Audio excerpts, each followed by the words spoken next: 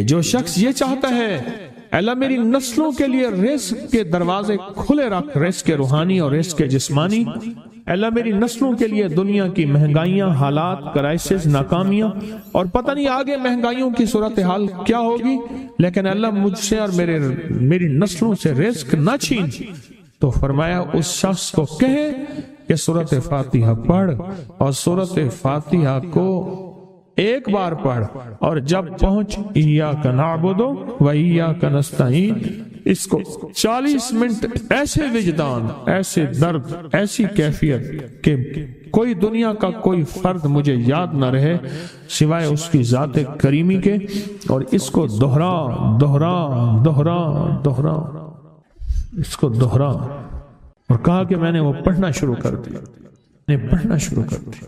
شیخ حامد کوفی کہتے ہیں کہ کوفہ میں ہمارے ہاں ایک رئیس تھا، اور لوگ اس کے در سے کھاتے تھے، اور لوگ اس کے در سے بہت لیتے تھے، اور بہت سخاوت چلتی تھی، اور سنا تھا کہ اس کے والد بھی ایسے رئیس تھے، اور سنا تھا اس کے دادا بھی ایسے رئیس تھے، اور یہ بات سنی تھی کہ اس کے دادا نے کوئی عمل کیا تھا، اور ایسا نہیں، دادا کے بڑوں نے کوئی ایسا عمل کیا تھا جس میں اللہ سے نسلوں کے لیے رزق اور رزق کے خزانے منوائے تھے۔ کتنے لوگ ایسے ہیں، مال دولت چیزیں ایسے حالات اور گردش میں آئے کہ ناموری سے گمنامی میں چلے گئے۔ مجھے یاد ہے کہ میں ٹاؤن شپ میں ایک بندے سے ملا، یہ بات ہے آج سے کوئی 27-28 سال پہلے کم و بیش، ایسے چھوٹا سا کمرہ تھا، اور مختصر سی 2-3 کرسیاں، ایک ٹوٹی سی میز، اور کہا کہ میں لاہور میں میرا سکہ چلتا تھا، میرا نام یہ ہے، نام مناسب نہیں، رازداری زندگی کا پہلا حصہ ہے، اور میرا نام یہ ہے، اور میرا اپنا ذاتی جہاز تھا، اور یہ مال تھا، اور یہ چیز تھا، اور آج میرا حال یہ ہے کہ اگر میں دوائی لوں گا تو یہ بندہ پیسے دے گا جو ساتھ کھڑا تھا، میرے پاس دوا کے پیسے نہیں ہیں۔ مجھ سے ایک ہمارے مخلص ہیں، وہ کہنے لگے کہ میرے والد جن کے پاس جاب کرتے تھے ان کا بہت بڑا کاروبار تھا، انہوں نے اس دور میں 14,000 کی گاڑی لی تھی نئی، اور پھر 16,000 کی گاڑی لی، نئی گاڑی، کتنے کی؟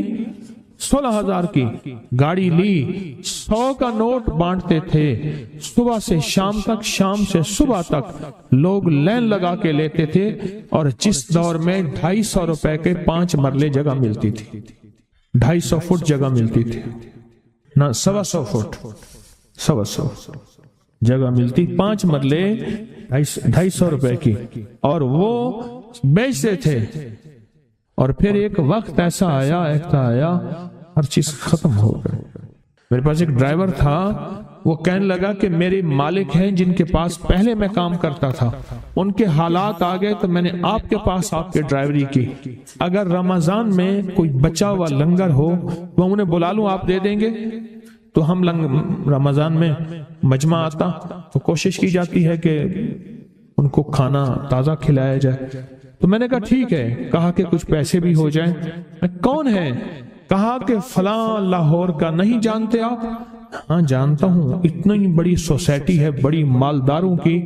کہا یہ 28 مربع جگہ انہی کی تھی، اور آج سے 40 سال پہلے انہوں نے یہ جگہ بیچی تھی، اور اتنے کروڑوں میں اتنے میں بیچی تھی، اب وہ ایک چھوٹے سے مکان میں رہتے ہیں، سب کچھ ختم ہو گیا ہے، سب کچھ ختم ہو گیا ہے، اور ان کے گھر کھانا نہیں ہوتا، اور آپ اگر کھانا دیں گے تو ان کے گھر میں 2-3 وقت اچھا گزر جائے گا۔ میں اپنی نسلوں کے لیے تمنگری منوا لے، اپنی نسلوں کے لیے رزق منوا لے، اپنی نسلوں کے لیے وسعت منوا لے۔ تو کہے کہ مال بہت ہے اور نسلوں کے کام آئے گا، مال رکھنا جائز ہے، حلال جائز ہے، لیکن یہ شرط نہیں ہے کہ وہ رہے گا یا نہیں رہے گا۔ یہ میری ساتھ چوک ہے، یہاں کرتبہ چوک، یہاں 2 پلازے مجھے ایک بندے نے بتائے، اب اس کے نہیں ہیں، کہا یہ اور یہ اس بندے کا ہے، فلاں نام کے بندے کا، اور اس کا آج کچھ نہیں رہا۔ اب وہ جس کسائی سے گلبرگ میں ہے یہاں لاہور میں، جس سے بہت من و گوشت آتا تھا اور بڑے بڑے رئیس دعوتیں پکتی تھی، چپ کر کے جاتا ہے اور وہ کچھ پیسے اس کی مٹھی میں ڈال دیتا ہے اور وہ اس سے زندگی کا گزر بسر ہوتا ہے۔ میں یہاں لاہور میں فیروز پور روڈ پہ ایک جگہ گیا تو انہوں نے وہ جگہ پہ کھڑے ہو کے دکھایا، وہ سامنے جو بنگلہ ہے، میں نے کہا وہ تو محل ہے، کہہ رہے یہ اس بندے کا ہے، اب ایک کمرہ اس کو ہم نے دیا ہوا ہے اور وہ بنگلہ وہ محل وہاں وہ کھڑکی اس طرف کی بند رکھتا ہے کہ میری نظر اس پہ نہ پڑے، وہ سب کچھ اس سے چھن گیا ہے۔ سنیں، یاد رکھیں، جو اللہ کے خزانوں سے ملتا ہے وہ تیری جیب سے جا نہیں سکتا، وہ دنیا کی جیبوں اور مالوں سے جو ملتا ہے وہ تیری جیب میں رہ نہیں سکتا۔ یہ جو عمل ہے نا، نسلوں کے لیے رزق منوانا، برکت منوانا، نسلوں کے لیے رزق منوانا، نسلوں کے لیے برکت منوانا، یہ جو عمل ہے، بس اب میں نے آپ کو عرض کیا نا کہ آپ پوچھیں کتنے دن کریں گے، میں نے کہا دل خود بولے گا، من خود بولے گا، اندر خود بولے گا۔ میں نے آپ کو کچھ واقعات سنائے ہیں، بڑی بڑی ہستیوں کے واقعات، بڑی بڑی ہستیوں کے واقعات۔ یہ اس میں سعودی عرب مکہ مکرمہ میں ایک جگہ ہے، اس کا نام خالدیہ ہے سوسائٹی۔ میں وہاں ایک عرب سے ملا، شیخ ابو ترکی اسے کہتے تھے، تو اردو عربی تو مجھے آتی نہیں، بس تھوڑی بہت ایسے شدھ بدھ ہے، تو وہ تھوڑی ہی دیر میں کہتے تھے، ایسے اٹھتے تھے نا، کہتے تھے اللہم ایاک نعبد و ایاک نستعین۔ میری ان سے چند ملاقاتیں ہیں، بوڑھے تھے، بابے تھے، کہ ان کے بڑے آئے تھے، اصل میں خلافت عثمانیہ تھی تو ان کے بڑے ترکی سے آئے تھے، تو پھر مکے میں رہتے تو وہیں کے ہو گئے۔ ان کا جو خادم تھا وہ اردو بولنے والا تھا اور انڈیا کا تھا، اس سے میرا تعلق تھا۔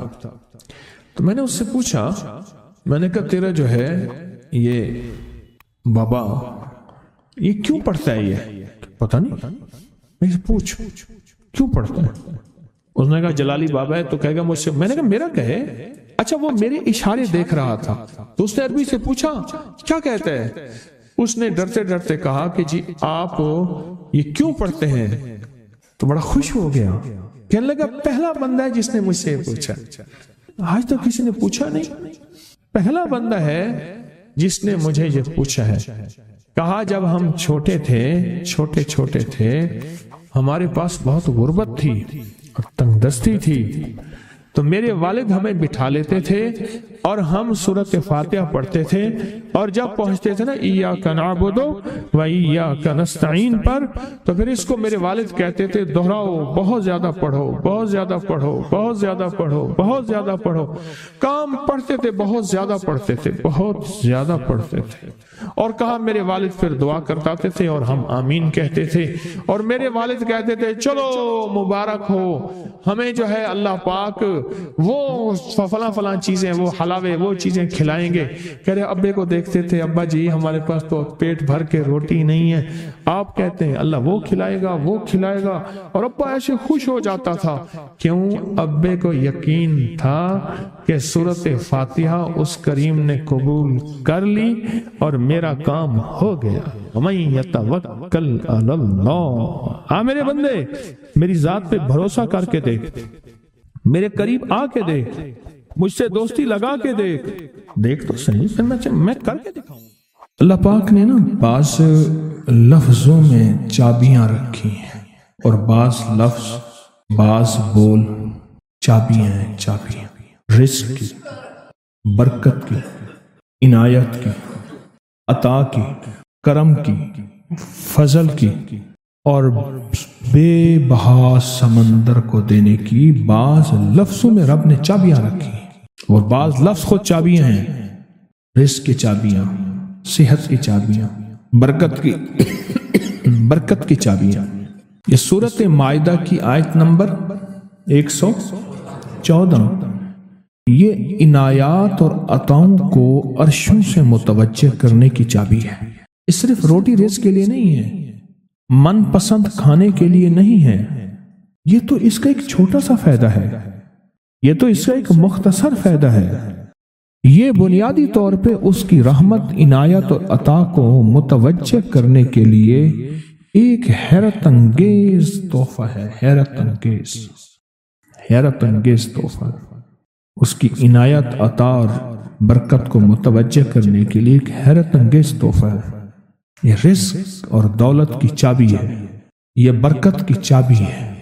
بات بتاؤ، اللہم ربنا انزل علینا مائدۃ من السماء، دسترخوان بھیج آسمان سے۔ کیا خیال ہے؟ غریب کا، مالدار کا، وزیر کا، امیر کا، بادشاہ کا، سب کا دسترخوان ایک تو نہیں ہوتا۔ ہر بندہ اپنی حیثیت کے مطابق دسترخوان لگاتا ہے۔ ایک صاحب کہنے لگے کہ میرے لیے نا ایک عرب نے دسترخوان لگایا، ایک بیل پڑا ہوا تھا، بھنا ہوا، پورا بھنا ہوا بیل تھا، اس کا سر تھا، اس کے سر کو ذبح کیا تو خون بھی بہ رہا تھا دسترخوان پہ، سر کو ذبح کیا تو وہ خون بھی بہ رہا تھا دسترخوان، بیل بھنا بھی ہوا ہے اور خون بھی بہ رہا ہے، چھری پھیری۔ حیران ہوا، یہ کیا؟ انہوں نے کہا وہ خون نہیں تھا، وہ جیلی تھی، وہ چاکلیٹ تھا، وہ اور کوئی نعمتیں تھیں۔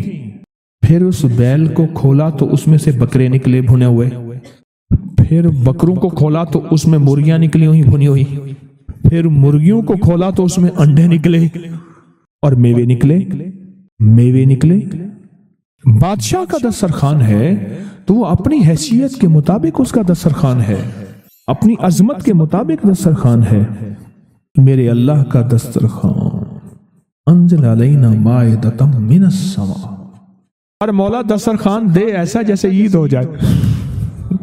اب اس آیت کی تنہائیوں، اس آیت کی گہرائیوں اور اس آیت کے اندر کی شہ تک پہنچے۔ اللہ دسترخوان دے، پر دے ایسے کہ جیسے عید کر دے۔ آپ اللہ سے مانگتے ہیں تو اللہ سے اللہ کے مطابق مانگے۔ میرے رب کی جتنی عظمت ہے، وقار ہے، شان و شوکت ہے، میرے رب کی جتنی طاقت قوت ہے، اس کے مطابق مانگے۔ کیا خیال ہے؟ یہ آیت اصل میں دسترخوان کے لیے ہے، اور دسترخوان سے مراد یہ کھانا نہیں، دسترخوان سے مراد دونوں دسترخوان ہیں، رزق روحانی اور رزق جسمانی، دونوں دسترخوان جو میرے رب کے پسندیدہ دسترخوان ہے، رزق روحانی بھی اور رزق جسمانی بھی۔ ہم افطار کے وقت کھانا مانگتے ہیں اللہ سے، مال مانگتے ہیں، دولت مانگتے ہیں، کیوں اتنی تھوڑی چیز مانگتے ہیں؟ اللہ سے رزق روحانی کیوں نہیں مانگتے؟ اور جنہوں نے رزق روحانی مانگا تھا، ایک اللہ والے تھے، ان کے ایک خلیفہ تھے، تو فوت ہو گئے تو ان کے خط اٹھائے گئے، اپنے مرشد کو خط لکھتے تھے، اور مرشد کا مزاج تھا اسی خط پہ 2 لفظوں میں جواب لکھ کے بھیج دیتے تھے، اسی خط۔ فرماتے تھے کہ حضرت آپ کی دعاؤں اور توجہات سے، اللہ کے فضل و کرم سے میرے روزانہ جو ہے 1.25 لاکھ دفعہ نفی اثبات ہوتا ہے، لا الہ الا اللہ، 1.25 لاکھ دفعہ الا اللہ ہوتا ہے، 1.25 لاکھ دفعہ اللہ ہوتا ہے، 1.25 لاکھ دفعہ اللہ ہوتا ہے، 70,000 دفعہ 1.25 لاکھ دفعہ کلمہ ہوتا ہے، اتنے سپارے ہوتے ہیں، اتنی 100 رکعتیں ہوتی ہیں، یہ ہیں۔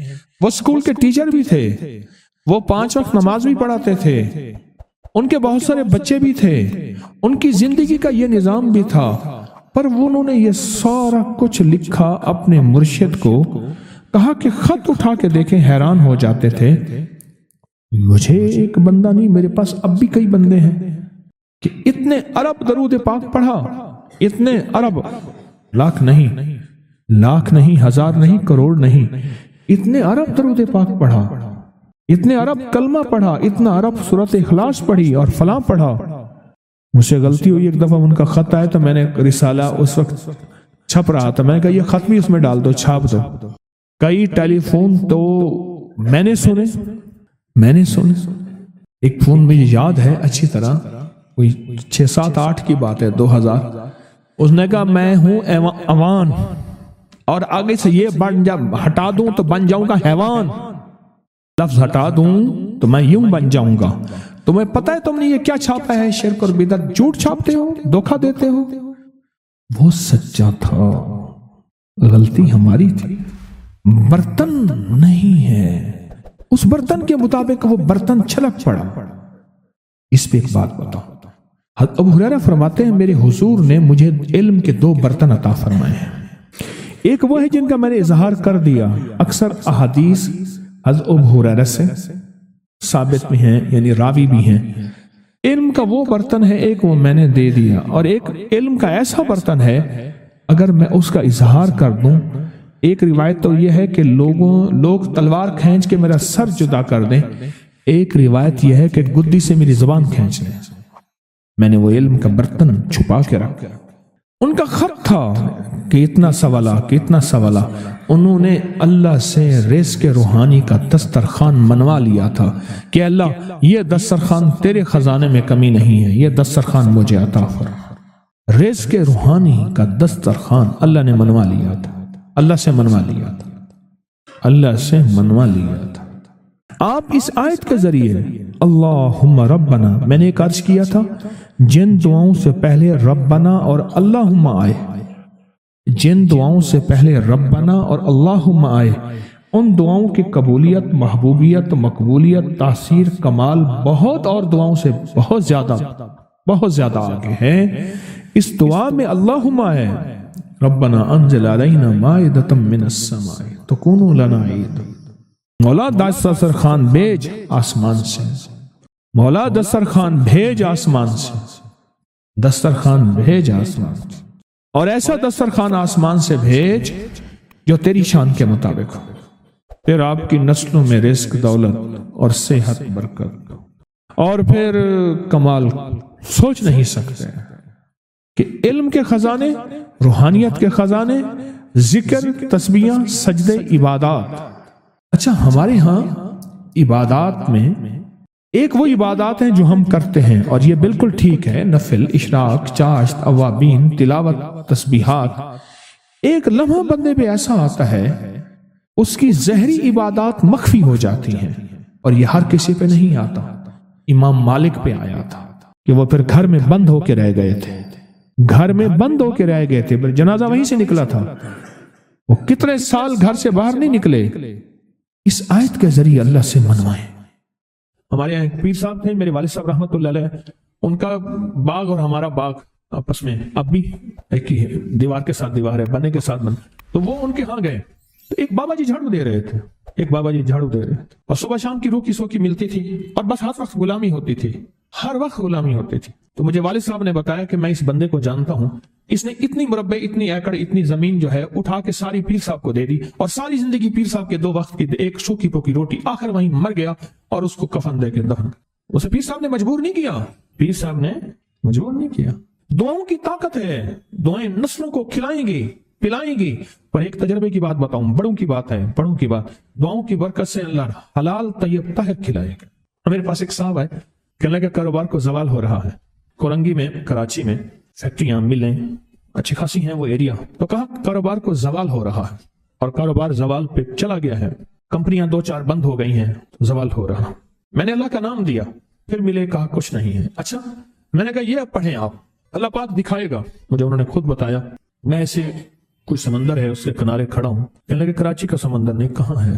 تو میری طرف پانی آتا ہے اور وہ گندا پانی ہے، بالکل میلا گندا۔ تو میں سوچتا ہوں سمندر کا پانی تو بالکل شفاف ہوتا ہے، یہ گندا پانی کیسے ہے؟ اور وہ گندا پانی پہلے میرے ٹخنوں تک آتا ہے، پھر گھٹنوں تک آتا ہے، پھر رانوں تک آتا ہے۔ اور کہا کہ مجھے دور سے ایک لہر آتی نظر آ رہی ہے کہ شاید میں اس میں ڈوب جاؤں۔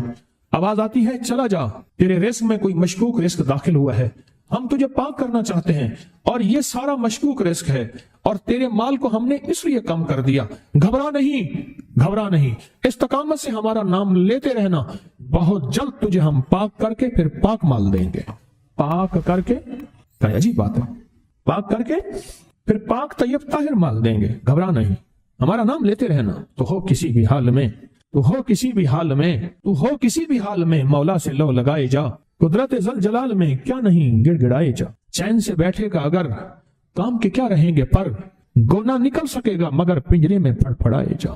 بند ہے پنجرے میں، نکل نہیں سکتا، پر پھڑپھڑا تو صحیح، محنت تو کر۔ والذین جاہدوا فینا لنہدینہم سبلنا، ہماری راہوں میں محنت کر، ہمارے لیے اللہ کی طرف قدم اٹھا، ففروا الی اللہ، پڑھا تو صحیح۔ بہت خوش قسمت ہے جس کو اللہ نے اپنی ذات کا تعلق عطا کر دیا، بہت خوش قسمت ہے جس کو اللہ نے اپنے ساتھ باتیں کرنے کا راز و نیاز کا کوئی جذبہ دے دیا، جس کی زبان سارا دن ذکر میں، تسبیح میں، سجدوں میں، اپنی دنیا کے کاروبار بھی ہے لیکن دل اٹکا رہتا ہے کہ اب نماز کا وقت ہے، آج میرا ذکر نہیں ہوا، آج میں نے قرآن کی زیارت نہیں کی، ایک صفحہ، 2 صفحے، 1 پارہ، 2 پارے۔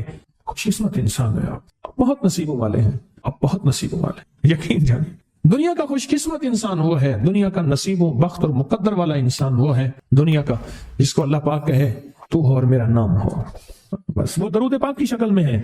درود میں اللہ اور اس کے حبیب پہ سلام ہے، اللہم صلی علی یا صلی علی، اللہ کا نام پہلے آتا ہے۔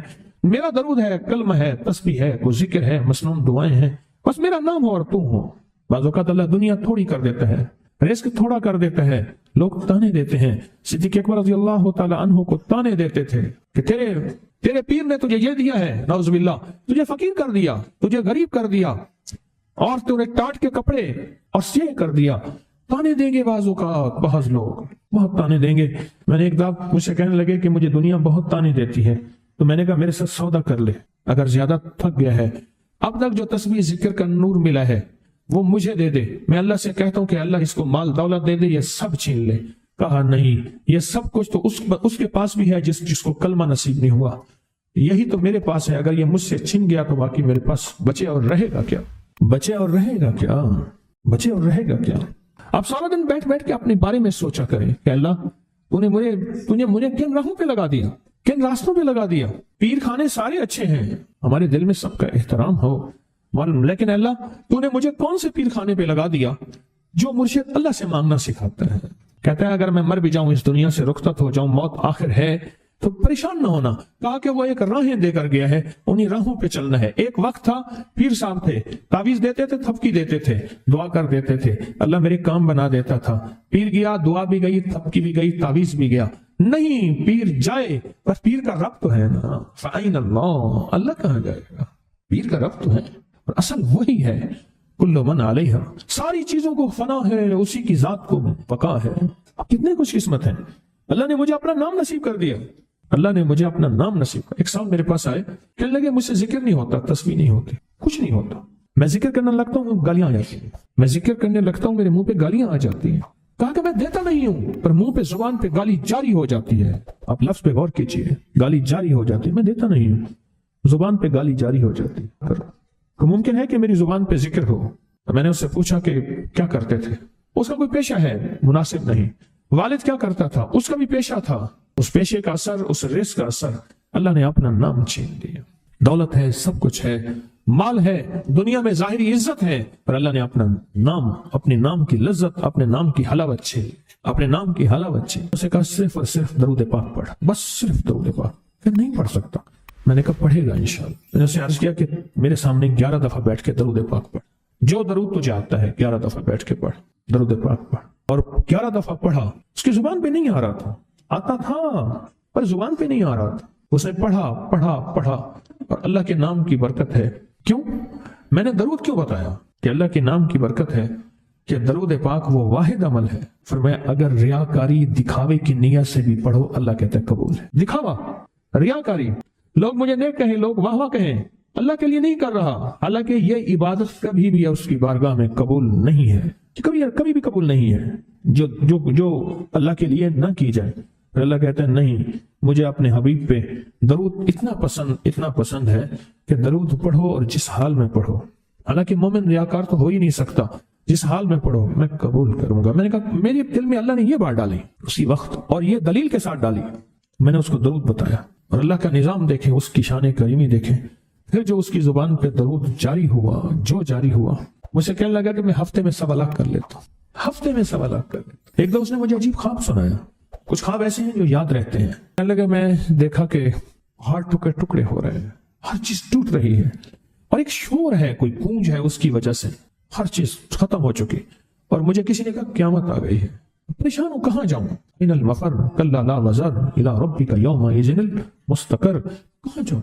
آخرکار کہا کہ میرے ساتھ ایک بندہ دوڑتا ہانپتا کامتا آیا، اور وہ بھی پریشان تھا۔ میں نے کہا یہ بھی میں اتنا ہے، پوچھا کہاں؟ کہا قیامت آ گئی، کہاں جاؤں؟ بس ہم دونوں پھر ایک طرف دوڑ پڑے۔ एक तरफ दौड़ पड़े। आगे देखा तो एक बहुत बड़ा तराजू है और मुझे पकड़ के कहा तेरा नाम अमाल है, जल्दी कर। कहा कि मेरे पास एक तरफ पहाड़ के पत्थर काले थे और उसमें कोई काले जानवर थे, और कहा ये सारा तेरा गुनाह है, सब है। और एक तरफ तराजू था, उसमें चंद जर्रे थे और कुछ भी नहीं था। कहा ये तेरी नेकियां हैं। कहा मैंने समझा बस खत्म हो गया। अल्लाह पाक जल्ल शानहू के फरिश्ते आगे बढ़े और कुछ चीजें उठा उठा के ना ऐसे तराजू में डालते जा रहे थे जो नजर नहीं आ रही थी, पर ऐसे महसूस हो रहा था कि उनके डालने से तराजू एकदम हिला है, कोई वजनी चीज आई है। अभी बहुत सारा बाकी था कि तराजू मेरा झुक गया और मैं जा तो कामयाब है। मैंने पूछा ये कौन सा अमल है? कहा तूने इश्क और जज्बे के साथ, इश्क और जज्बे के साथ, इश्क और जज्बे के साथ वो जो दरूद पाक पढ़ा था, ये वही अमल है। हमें क़यामत के दिन बंदा जाएगा कब्र में, जब बंदा जाएगा तो वो बंदा जो है परेशान होगा, तो अचानक एक दरवाजा खुलेगा, उसमें रोशनी आएगी और एक नेक जवान साले खूबसूरत उसके साथ बैठेगा और उसके हर सवाल का जवाब दिया जाता जाएगा, जिया जाता जाएगा हर सवाल का जवाब। और मुनकर नकीर चले जाएंगे और उसकी कब्र में जन्नत की खिड़कियां खुल जाएंगी, जन्नत के दरवाजे खुल जाएंगे। तो पूछेगा ये क्या है, आप कौन हैं? कहा वो दरूद हूं जो दुनिया में तो उठते बैठते सोते जागते पढ़ता था, वो दरूद। तो दुनिया में मुझे नहीं भूला था, आज मैं तुझे नहीं भूल रहा। कभी ना सोचे हैं कि मुझे तस्बीह से, जिक्र से, दरूद से, कलमे से, सूरत इखलास से और इस दुआ से कुछ ना मिला, क्योंकि आपको ये कानों में डालने वाले बहुत मिलेंगे। क्या पाया, क्या मिला? फलां को तो ये मिला, फलां को तो ये मिला, तुझे क्या मिला? बहुत मिलेंगे, बहुत मिलेंगे, बहुत मिलेंगे। और ऐसे लोग मिलेंगे कि जिसका गुमान से बालातर है। ऐसी दलीलों के साथ बात करेंगे, आपके कदम डगमगा जाएंगे, हिल जाएगा और इंसान सोचने लग जाएगा कि मैंने तस्बीह खाने का इंतखाब गलत किया है, गलत किया है। या फिर अपने शेख और मुर्शिद के बारे में वसाविस और बदगुमानियों की भर मार कर देगा और शेख और मुर्शिद की जासूसी और ताक़ुब पे लगा देगा और बदगुमानियां, शक बढ़ जाएंगे। अगर शक और वैसे बदगुमानियां बढ़ गए हैं तो समझ ले कुछ था तो चोर आया, अगर ना था तो चोर कहां आता। अब अपने आप को यहीं संभालने की जरूरत है।